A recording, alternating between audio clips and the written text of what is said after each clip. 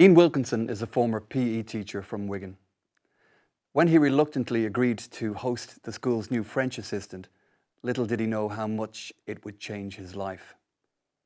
Beguiled by the beautiful French woman, the blossoming relationship opened the door to a life of happiness he never thought possible.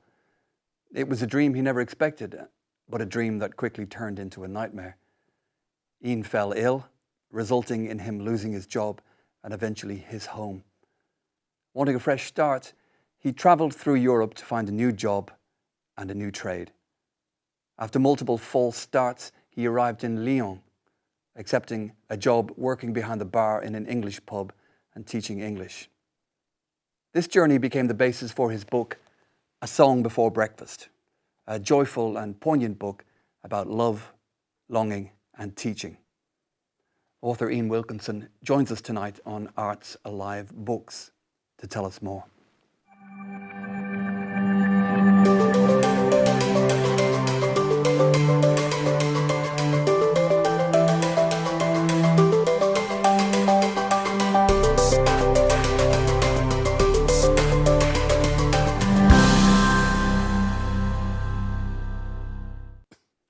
Welcome to Arts Alive Books. Coming up later, we visit the Reader organisation based at Calderstones. But first up, we welcome Ian Wilkinson to the show. Hi Ian, you're welcome. Thank you very much. Pleasure. All the way from France? All the way from sunny Lyon, back to freezing cold Manchester and Liverpool. Oh, you're from Wigan originally, is that right? Yes, I spent 40 years living in Wigan. Loved it, but having left Wigan and found Lyon, I don't think there's much chance of my returning to Wigan in the near future. Not even with climate change?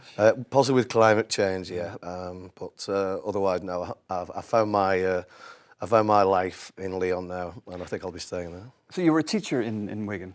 I taught for 20 years in two schools, Aspel High School, which had to close down, unfortunately, and then Cansfield High School in Ashton. And I did 10 years at Aspel and then 8 at Cansfield before the events of the book took their toll. Yeah.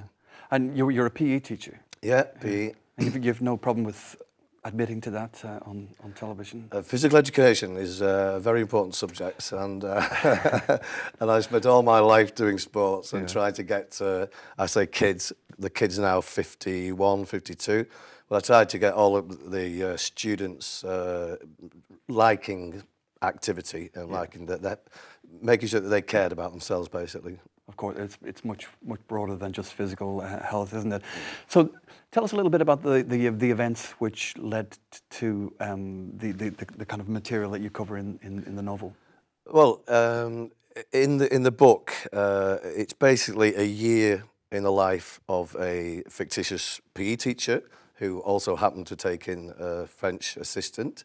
But what I've done in the book is I've sort of compressed all the funny things that happened to me in my teaching career and put them into some sort of a meaningful story.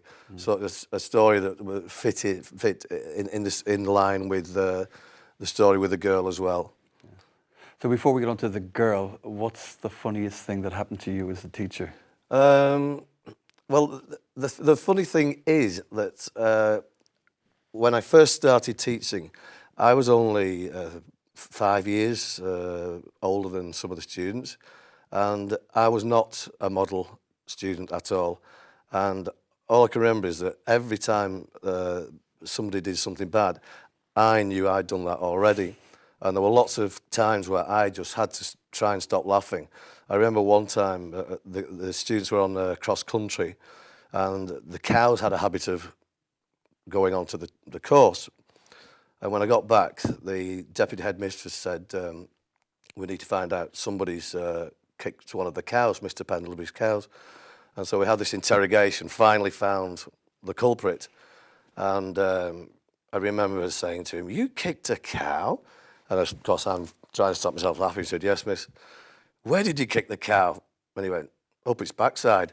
And at that point, I said, "Excuse me," you know. And it's the thing, I always could not stop laughing in front of the kids. Yeah. So, Sophie arrives, and what happens then?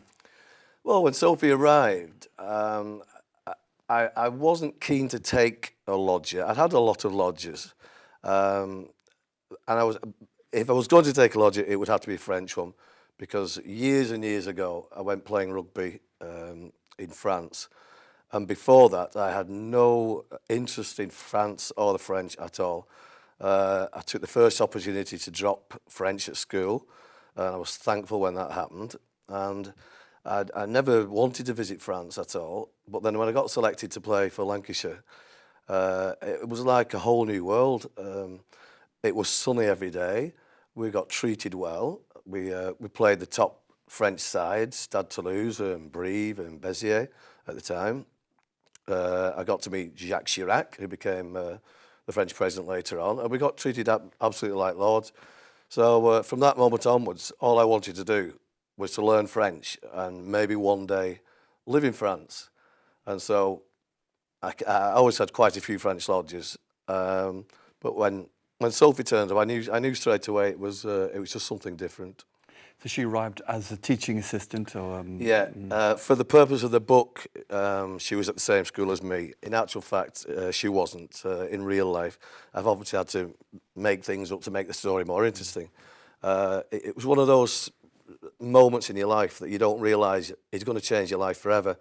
And my sister said, "Look, there's an assistant arriving. Would you mind hosting her for maybe a couple of weeks until we find her somewhere else?" And I said, "Go on then." And then when I remember to this day opening the door and seeing her there and thinking, okay, maybe more than 2 weeks. And it sort of went on from there. It wasn't like sort of love at straight or whatever at first sight, because I did have a girlfriend at the time, and it was going through a bit of a rocky period. And it's just that Sophie and I got closer and closer and closer, and it just grew from there. So at what stage did you decide that you would try to write it as a novel? Well, without giving the plot away, it's like saying, I'm going to read the Titanic, please don't tell me what happened. I'm here because I didn't see it again after we went on a fantastic month in France. We toured the Auvergne, where the photograph was taken on the cover. We went to all through Bordeaux and then down to the Pyrenees, had a fantastic time there. And she was going to come back and live with me 5 weeks later. And typical of my luck, I'd met the woman of my dreams, and within after the time she'd said she was coming back in 5 weeks, she met the man of her dreams. And so the time of her coming back got longer and longer, and the excuses got longer and longer. And finally she told me she wasn't going to come back. And the reason why I wrote this book was basically I was trying to get her back. In my head, it was trying to get Sophie back. I wrote a lengthy autobiography because I wanted her to know the stories that I would have told her anyway. Had we had this relationship for years, she would have found out all these stories. So I just wrote her an autobiography, I typed it all out, and sent her a copy of it, and I hoped that might do the trick, and it didn't. So. Do you think of yourself as a writer? I mean, people write books for all sorts of reasons, for a career or they really like writing and they've always loved it. But you've had a very specific purpose behind this book. Well, there was a specific purpose, but I did always like writing at school. English was one of the few things that I excelled at, and that and sports, I would have been quite happy. But I never actually. I think everybody thinks they've got a book inside them.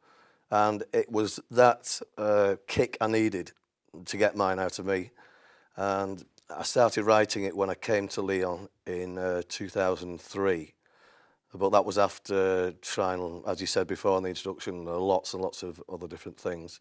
But once I'd started it, I could only work in short periods because, the effects of losing my house and my job basically in teaching, it sort of left me with quite severe depression, and so I could work in short periods and then leave it for months and then go back to it. So that was how the book progressed. Yeah, and it took you a long time to finish, though, didn't it?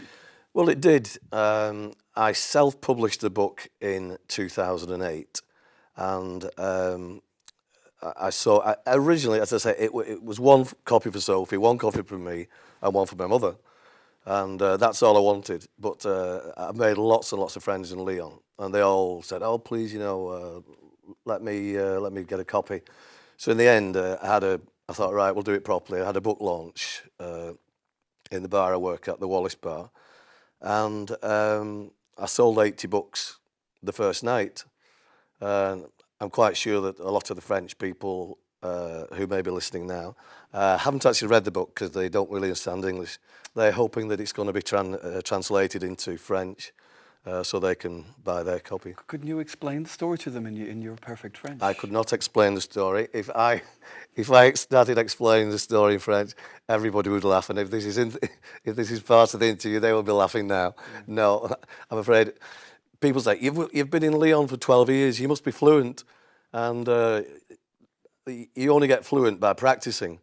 Now, I don't really put myself in situations where I need to speak French. I've worked behind the bar. Bar vocabulary is very limited, obviously. I taught English, and I insist on them speaking English all the time. When I go buying things in shops, they reply in English. And for the first few months, I tried to speak French, and I gave up in the end. The French like to speak English, and it's a big thing for the French to speak English. And so I'm quite happy now. People ask me directions, I speak in French, and they say, "Well, thank you very much," and so on and so on. So it is quite difficult if you don't work in the language. Yeah, I understand. Well, all I can say is merci beaucoup pour votre visite. Thanks very much, Ian. Stay with us for part 2 when we visit the Reader organisation at Calderstones.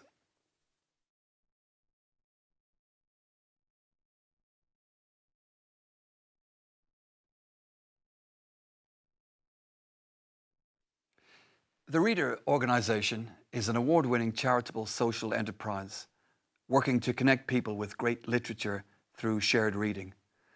Our reporter, Gaëlle Legrand, went over to Calderstones to learn more. Since 1997, the Reader organisation has been developing projects to promote literature through courses and readers' groups. In 2008, the association became a registered charity and has kept on organising events, encouraging communities to take part in the reading revolution.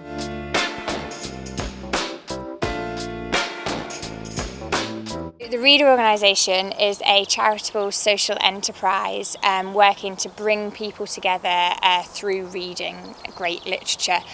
So the main way we do this is through shared reading, and we have a shared reading model that we take into all different settings, ranging from schools to nurseries to prisons to hospitals to community centres. In these groups the sort of idea is to create a welcoming space, a relaxed environment, so you can have a cup of tea and a biscuit, and we have facilitators who will facilitate the shared reading group. So they will choose the literature. We often do short stories and poetry, and everything is read aloud in the group. This is really important because it means that you don't have to be able to read to attend the group, so it opens it up to more people. So everything's taken quite slowly, so we'll read a couple of pages and then the facilitator will stop and start a discussion about the text. We found that these groups have really strong benefits for people's well-being. It increases confidence, it helps people make friends, it helps people's literacy, it has so many benefits. So that's kind of the main thing that we do at the Reader. In 2013, the Reader organisation settled in the Calderstones Mansion house, where it has been given residency for 125 years. While the building, constructed in 1828, has had several occupiers over the past 2 centuries, the Reader organisation is now renovating the mansion. Today we're here because there's been a lot of refurbishment in the mansion, in this place. Can you tell us a bit about this? Yes, so we've been running these shared reading groups for a long time, and Jane Davis, our director, felt strongly that she wanted a place where our reading group members could go, which was sort of more long-term and had more to offer, so that it wasn't just a weekly shared reading group. So we received preferred bidder status for Calderstones Mansion in 2012, and we're now based here and working towards creating an international centre for reading and well-being. This is somewhere where we'll be doing our shared reading groups. We'll be sort of refurbishing the mansion inside. We're currently fundraising to make it possible to do this. And we'll have lots of other things like yoga and at the minute we've got yoga and life drawing. So we've kind of started building this centre for reading by bringing some of our groups in. We have events, we have theatre troupes coming here, we have children's literature festivals and all sorts going on. To help us work towards this big international centre for reading and well-being. But that's why you needed the refurbishment as well. I mean, yes, this place. So the mansion needs lots of sort of work. We want to restore it to its former beauty. It's got so much potential, and we want to give it that care that it deserves. But to do that, we need the help of the community, and so that we can create this home for readers that we want to create. So you've been working with a company here, Prinovis, right? Yeah, we've been working with Prinovis, who are a printing company, and they have done a fantastic job restoring one of our reading rooms and making it a beautiful place for our reading groups to come to. So they spent a week here decorating it, providing furniture for it. One of the members of staff at Prinovis actually painted us 3 beautiful paintings. So it's been brilliant, and it's kind of given us a taste for what the mansion can be like, every single room, one day. So that's really exciting.